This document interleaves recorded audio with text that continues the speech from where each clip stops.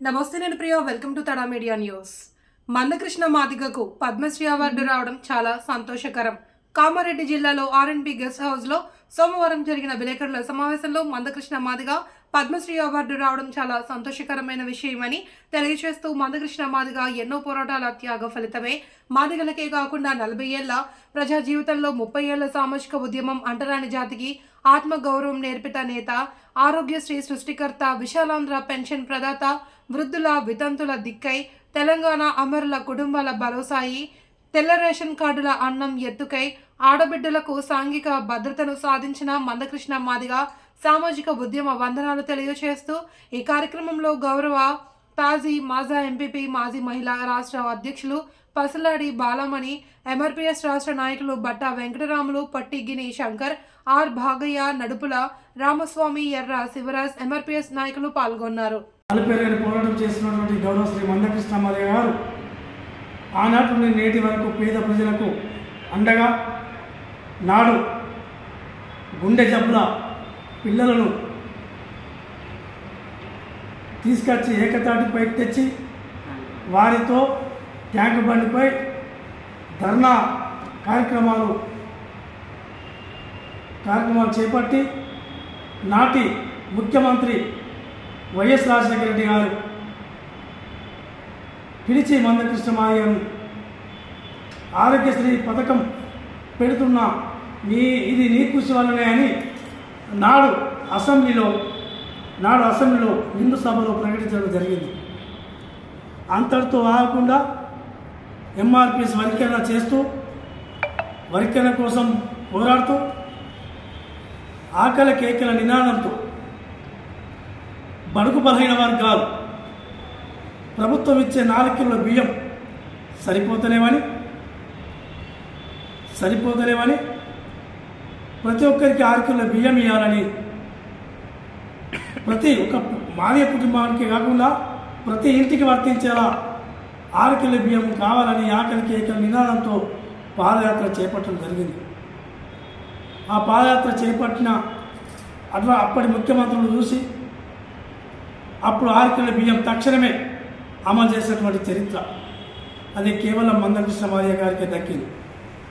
అంతటితో నిరీక్షణం ప్రజల్లో ఉండుకుంటూ ప్రజలతో మమేకమై ఆనాడు వరంగల్ దారిలో ఒక ముసలమ్మను చెట్ల పొదలో పారేసిన అటువంటి ఆమె చూసి చలించిపోయి మందకృష్ణ మాదిగ గారు చలించిపోయి ఈ 200-300 పింఛని బడుగు బలహీన వర్గాలు, పేద ముసలాయనలు వారికి సరిపోవని అత్త కోడళ్ళు తరిమేస్తున్నారు, కొడుకులు కొట్టేస్తున్నారు అని ఆయన చలించిపోయి కృష్ణమాదిగ గారు అంతటితో ఆయన ఒక నిర్ణయం తీసుకుంది.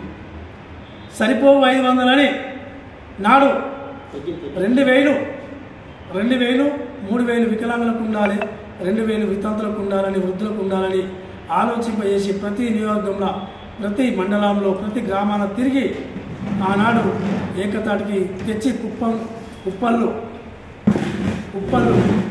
ఉప్పల్లో జరిగినటువంటి సమావేశానికి నాడు ఆంధ్రప్రదేశ్, తెలంగాణ విడిపోయిన సంగతి మనందరూ తెలిసింది.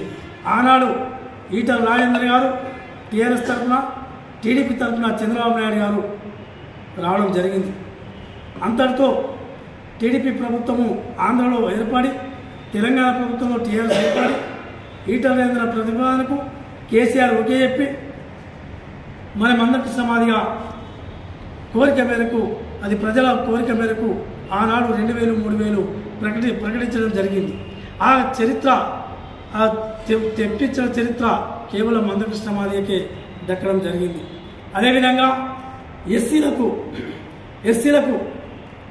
రిజర్వేషన్లో ప్రమోషన్, దాని కొరకై వేలాది ఉద్యోగులను ఏకతాటికి తెచ్చి వాళ్ళ ప్రమోషన్లను తేవడానికి మందకృష్ణ మాదిగ కృషి ఫలితమే అని మేము చెప్పక తప్పదు. ఆ మందకృష్ణ మాదిగ కృషి ఫలితమే నేడు ఎస్సీ వర్గీకరణకు కొట్లాడుతూ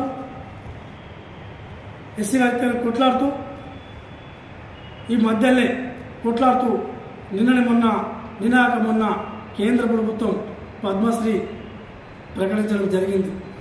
ఇటువంటి కార్యక్రమాలు ఇటువంటి జనానికి ప్రజలకు చేస్తున్నటువంటి సూచి కేంద్రము ఆయనను అభినందించి పద్మశ్రీ అవార్డు ప్రకటించినందుకు కేంద్ర ప్రభుత్వానికి ధన్యవాదాలు తెలియజేస్తున్నాం. అదేవిధంగా కేంద్ర మంత్రులకు ప్రధానమంత్రికి ప్రధానంగా ధన్యవాదాలు తెలుస్తున్నాం. ఎందుకంటే ఇటువంటి చరిత్ర ఎప్పుడు చూడలే. ఇన్ని సంవత్సరాల దళితులను ఏనాడు చూడని ప్రభుత్వాలు ఈరోజు బీజేపీ దళితులకు వ్యతిరేకంగా అన్న పార్టీ ఈరోజు దళితులకు అంతో కొంత మేలు చేస్తున్నటువంటి పరిస్థితి.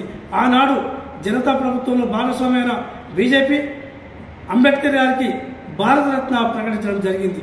కాంగ్రెస్ ఇన్ని రోజులైనా మన భారతరత్న అంబేద్కర్ గారికి భారతరత్న ఇవ్వలే.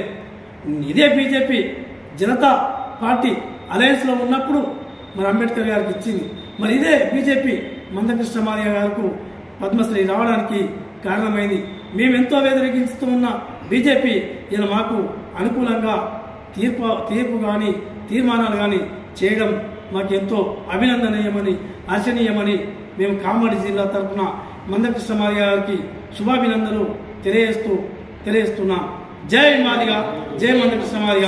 నా పేరు బట్ట వెంకటరాములు, ఎంఆర్పిఎస్ రాష్ట్ర కార్యదర్శి మాజీ.